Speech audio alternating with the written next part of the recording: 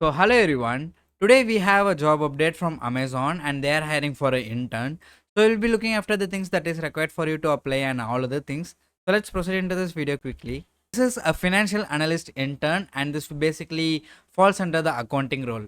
So the job location is Bangalore and if you scroll down you can look at the basic and the preferred qualification here.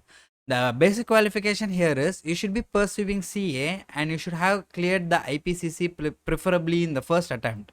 Then you should be available to intern with them for the 12 to 18 months. You should have good knowledge of accounting and finance. Then here's the preferred qualification. You should possess a strong communication. Then you should have attention to detail and knowledge about the industry. Then you should have a good problem solving and analytical skill and proficiency in MS Excel.